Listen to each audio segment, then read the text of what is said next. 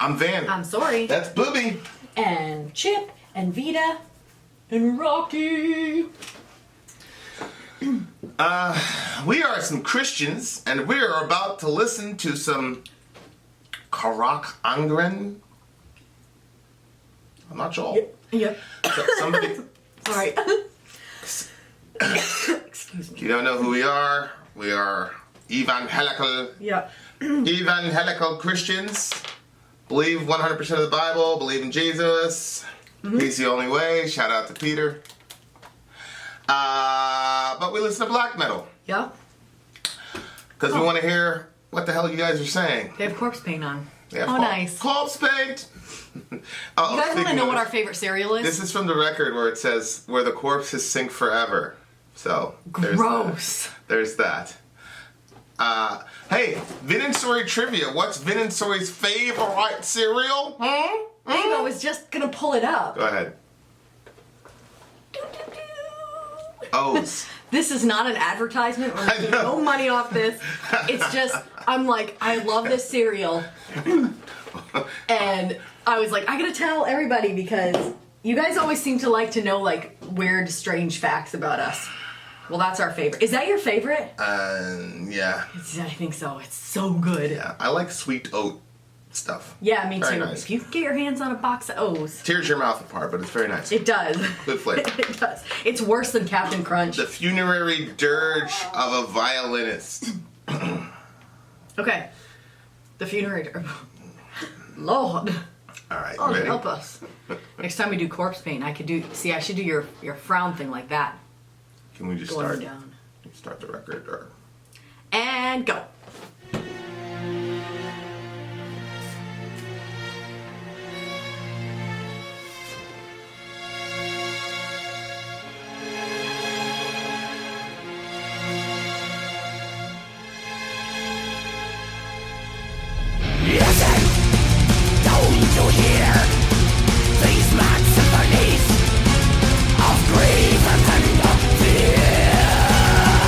Melancholy and despair.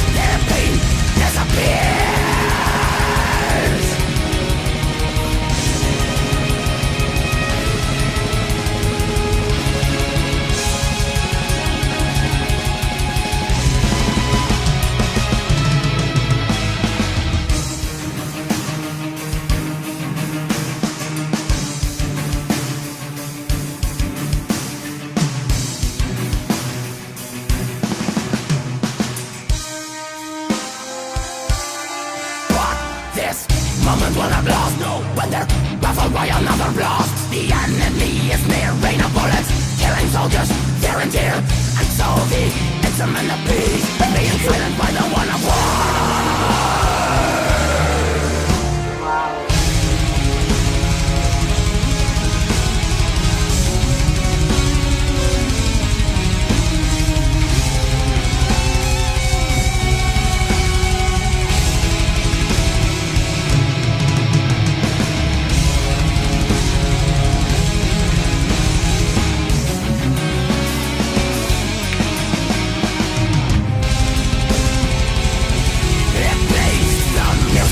For the dead, music made of lead.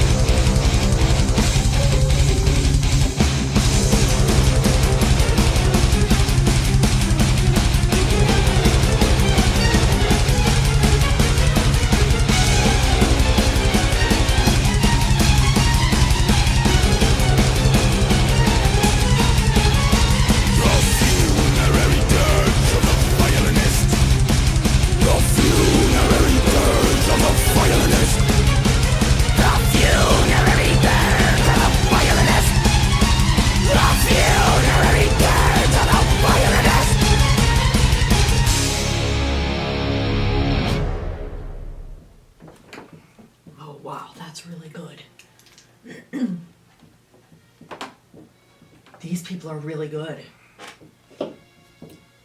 And I loved the story. There's not a lot of songs that we review anyway that are like a story. A lot of them seem to be like a concept-y thing that you have to like figure out, and it takes you breaking down the lyrics and stuff like that. Oh, you mean like a self-contained story? Yeah. This one's like a story, and like you followed the story through, and like you felt something when he died, like I did. Like I was sad, you know. Yeah, definitely. And then you're like, this is just a character in a song, sorry. But I felt like they did a really good job. Like, you know what it reminded me of? So when I was in Bible college, there was a day that I was like sick, and so I was stuck inside. Like if you were sick, you couldn't leave your room all day. Like that was it. Like so nobody would fake being sick so they could get out of classes. So they were very anyway, so I like set out to read 1st and 2nd Samuel. I've told you this before. And as I was reading, because I sat down and read it like just start to finish, like I fell in love with the characters so much that when Jonathan dies, spoiler, oh, our neighbors must be nailing something, sorry guys. Anyway, You totally spoiled that for those poor people. So Jonathan dies. Go ahead. yeah, well, I mean, everybody in the Bible dies. It's a very old book. I see what you did there. Very good, very good. So when he died though, like I felt so sad, and like it was the same way with this, and it reminded me also of that, because remember like David, like I felt sad for David because he loved Jonathan, his friend, so much, and like remember David would play the instrument for King harp. Saul because like King Saul was like tormented by these demons, but the music kind of soothed those demons, and so that, you know, this is another weird thing. When I was a kid, and I used to watch like those old westerns and stuff with my grandmother and stuff, and like they'd all of a sudden, or it'd be like a war movie, and you'd see the two sides like shooting at each other and stuff, and then anytime like a woman would come like into the town, like in one of those really big dresses, like all the men would stop what they were doing and like stare at her, because she was so beautiful, you know, in that setting. And so I remember thinking to myself as a kid, oh, like, I know how we can stop the war.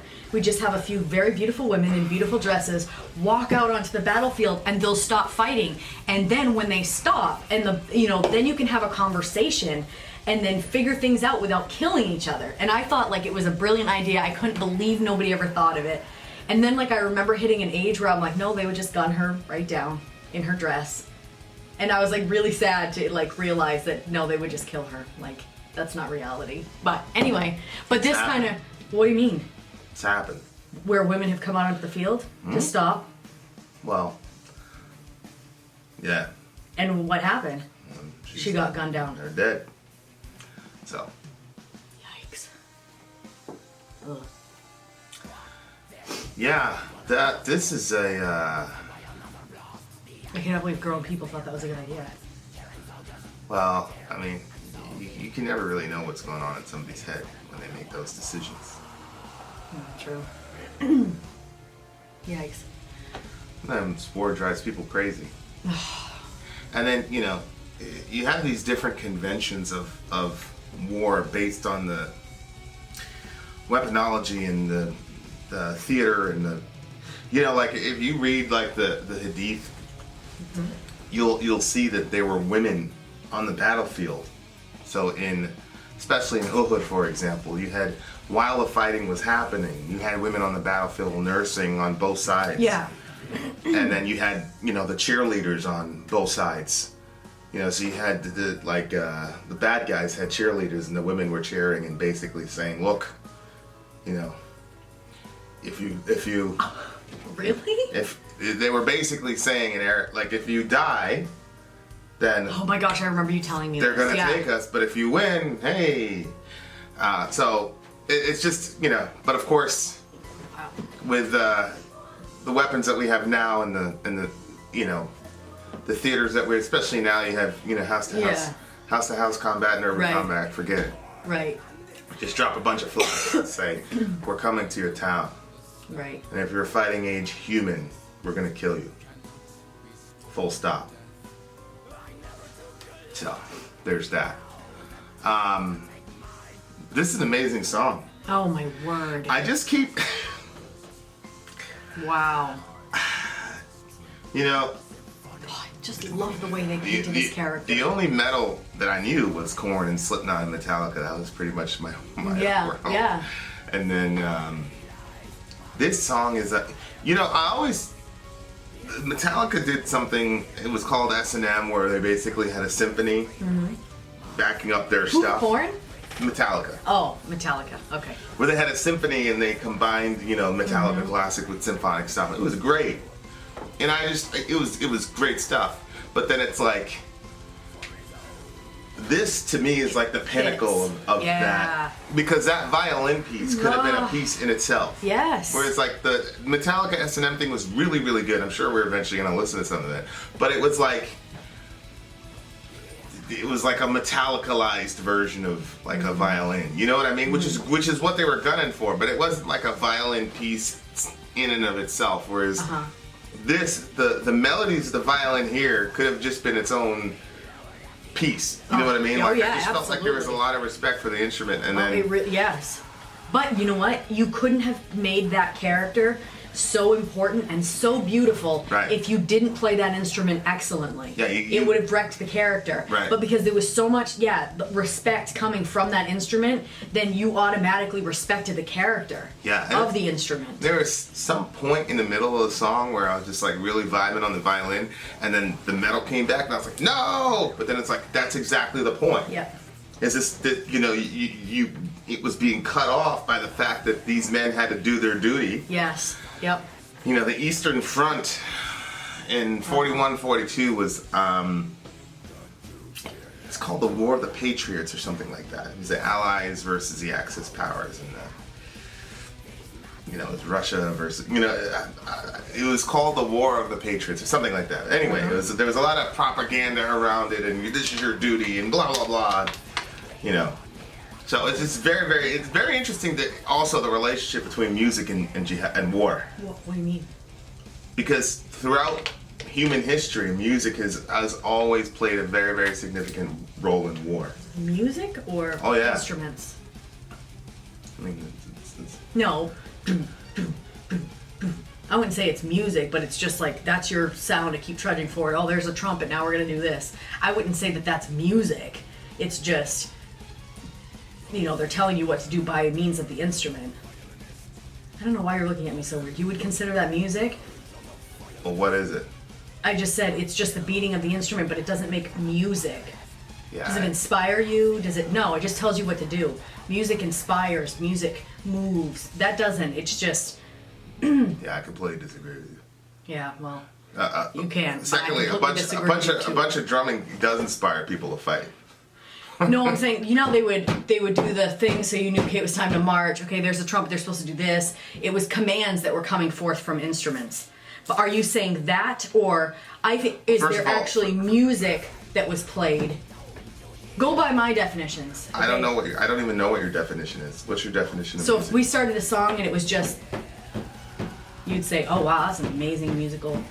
No, I'd say that's primitive music. Okay, well that's basically, so separate that. I'm just saying, was there actually music? I don't know what your definition of music is. Songs? Was there any songs or anything that was put together? Like lyrics? No, it doesn't have to have lyrics. What do you mean? That there was music in war? Well, I'm legit confused by what you're saying. I don't know how you can be. This is what happens when you are with somebody that's so smart. Let me finish this. When they don't understand what you're saying, you immediately feel angry. Because I'm like, you always understand. How can you not understand this? I don't know what your definition of music is. Putting stuff together so it all fits to make something pretty, something inspiring, something whatever. Well, yeah. So if somebody does drums is probably the most basic form of music. That's what we started with. Let's forget about the basic. I want to know. Okay. In the comment section, tell me, was there music in war, or was it just individual instruments to tell people what to do? That's the question. No, there were musicians in war. And what did they do? Some of it was directional, but some of it was to inspire people to continue to fight. Most of the time it was drums, because there's the din of the battle, so you couldn't, and there were flutes and there were wind instruments there too. But aside from that, I'm just kidding. What is your definition of music then? Because if it's not lyrics, then what is it? Are you saying that if there was a guy and he had a guitar, Would that If count you're as music? making variations with the drumming, like you said, like if it's not just to get like these are the sounds of your feet, you're supposed to move to this. You know what I mean? Not that. That's not music to me. That's just a sound coming from an instrument. But if it was, you know, they were going hard and then something different to inspire people to fight harder, there's some variation. Okay, yeah. so just how like much if somebody variation? takes a flute and just goes. How much variation? That's not music to me. That's How just much- noise. How much variation does there need to be for it to be music? I mean, enough, a little bit. There needs to be some. Okay. I mean, Well, I just disagree with you. But it's an interesting discussion. I've never heard this before. It's so funny that you get angry at me just for disagreeing with me. no, it's not that you disagreed. It's because you don't understand me. Well, no, I just said, when you're with somebody smart, you expect them No, to it's not that I understand. don't understand you. It's just that I'm looking for a definition of music then. Because to me, it's just instrumentation. So anything. So if a kid goes up on a drum and they hit the thing 3 times, you would say that's a song. Is he doing it in a pattern? He does it right on time. Doom, doom, doom. You would say, whoa, that's a song. I'd say buddy. it's a very, very basic song, yeah. If he's doing it in pattern, Yeah. if there's a repetitious... There has to be some inspiration. If there's a repetitious... well, then that opens the door for a... Well, that's why I'm not understanding what you're saying, because that's such a subjective definition. What do you mean? Yeah, I know. To the 3-year-old, it's inspiring as hell. No, he just wants to beat on it. He's not. But Like, this is coming from my soul. Is he doing it in a pattern? To me, music is just instrumentation in a pattern. That's music. So, you know, if a guy's... a pattern or like the same exact thing over and over? Is that a pattern to you? Or is a pattern to me, that's definitional of a pattern. What you're talking about is a complex pattern. Okay. I feel like we're off the digressing. range here. Okay, back to the song. But anyway, Back to the front. the correlation between music and jihad is very, very interesting, because for all of human history, it's been there. And sometimes they used it to intimidate the other side.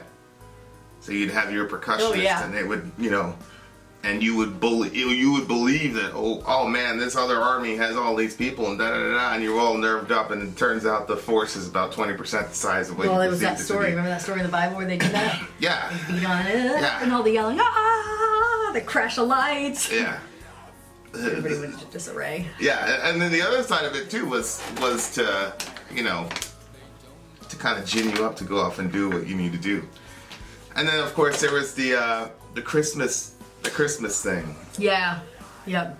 You know, where the guys were playing. I think they had a violinist there in the trench or something. I forgot what the story was, but they started singing Christmas carols. The Germans started singing Christmas carols, and then the English folks on the other side heard the tune, the melody, and then they started singing in English, and then, you know, they got Somebody in the put middle. up a Christmas tree, I think. Yeah, they got in the middle, played soccer, exchanged chocolates or whatever, Yeah. and all that good jazz. But they had to pull everybody out of there because after that they couldn't kill each other. I mean, how could you do that?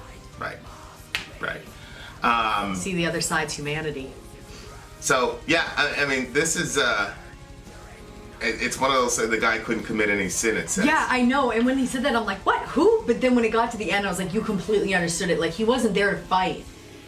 Yeah, some people just aren't like that. Yeah. They just can't do it. And then he played. And so then what's happening now? He's always playing from that field forever. Like, some people can hear his violin while Right, other his people ghost, hear. his ghost is Yeah. there, and you either hear his beauty or you hear his moaning and his crying and all Yeah. that.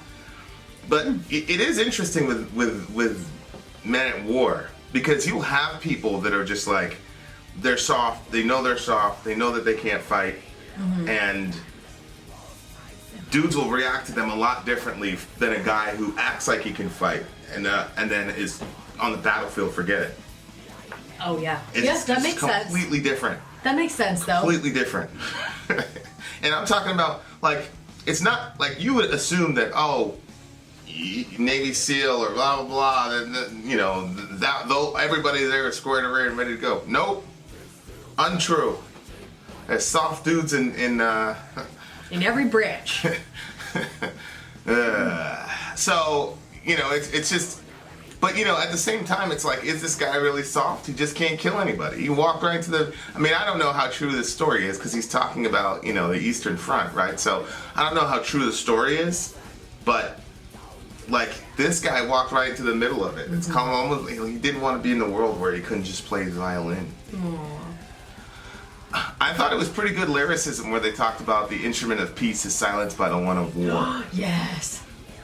And then Because it's like, what are they the talking music about? of lead. It plays the music of the dead, music of lead.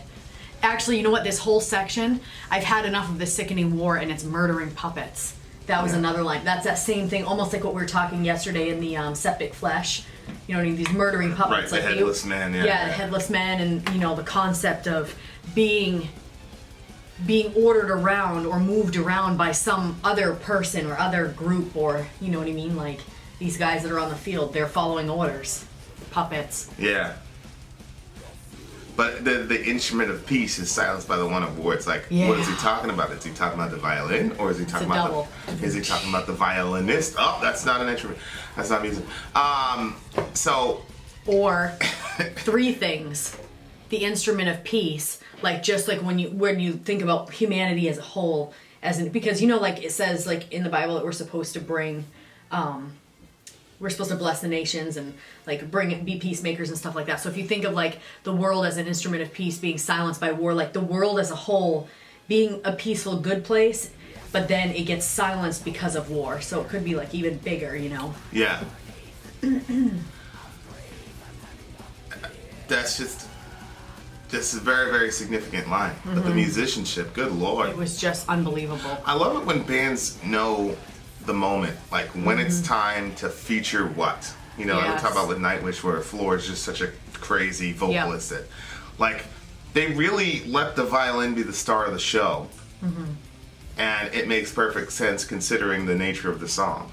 And then change the vocals partway through. Yeah. Well, they humanize the vocals. They humanize the vocals because you finally got to hear from because the narrator's talking for the majority of the song.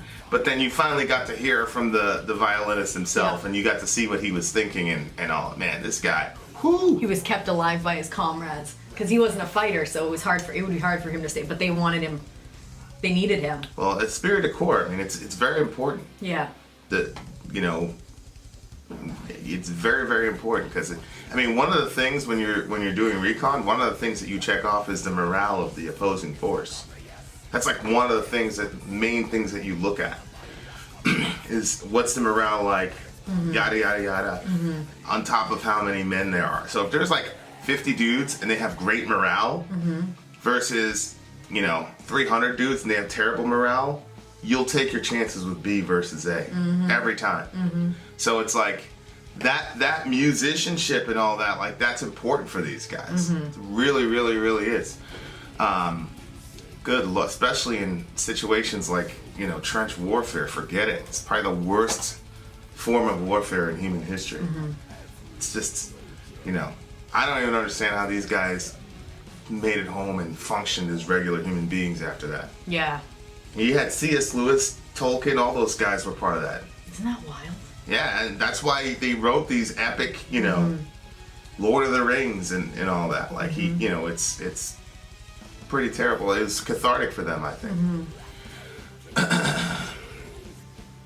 Yeah, and then of course a lot of these songs, it's like the constant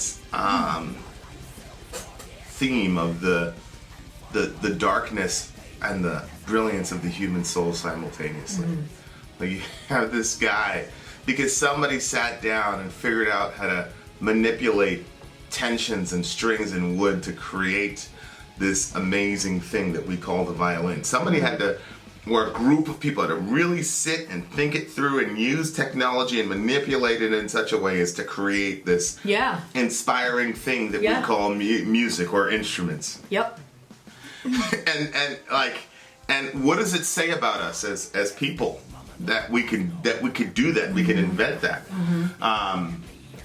Whether you're looking at it from a theological perspective, which is ours, or a Darwinian perspective, whatever, it's like, what does it say about the human being that we do that and can do that? Yeah. And what does it say about who we are internally that we would figure that out? But conversely, what does it say about us that we create an AK-47 or a nuclear bomb? Right. We have so much potential for one way or the other. And again, from a Christian perspective, it's an easy answer. Oh, The violin is because you were made in the image of God. And the AK-47 is because you have original sin. Mm-hmm. Yep. Simple.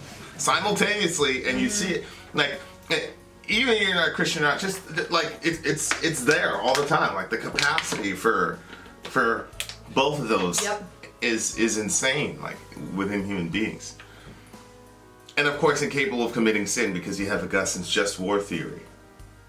And that's something that religious people have struggled with. Yeah. It's a justification for righteous killing in the face of really terrible situations. Mm-hmm. Somebody breaks into your house, do you kill that guy? Right. You know, somebody wants to take over the world. Mm-hmm.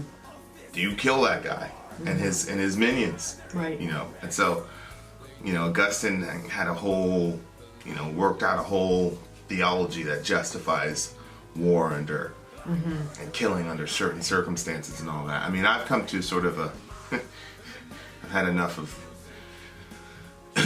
engaging in violence, I suppose. So I've come to a very radical, Christians shouldn't do any killing at any time. That does not mean that I believe that everybody in the world should be a pacifist. I just think that we as Christians should live, you know, at a different standard. But that doesn't mean that it says the soldier does not bear the sword in vain. Right. He's God's servant to distribute justice to the wrongdoer. So I believe there's a place for that in the world. I just don't think we should occupy those places. Right. What am I to say? I just love the violin, man. Oh my word. Well, I mean, there have been like symphonic bands I've heard where it's like, I don't know, it's like, I just feel like people have been like, oh, it'd be cool to add symphonic stuff to metal. But like, this is really good it just stuff. fits right in there. It's I'm like curious really, to know, really like, good. other songs of theirs, if they include that. What, the violin? Yeah, or if it was just included in this one because of the story. Right. I don't know. You know? Good Lord. But anyway, I am giving this a 10 for sure. I loved it. Start to finish. Just a beautiful piece of work. Wow. I loved the story. I loved the drama of it. The way that they got, I couldn't believe that I loved the character by the end. Yeah. And it was it was like an 8 or 9 minute song, and it felt like it was 2 or 3 Was it? minutes. Yeah. I thought the same thing, like, because I went right there, 8 minutes. Did not feel like an 8-minute song.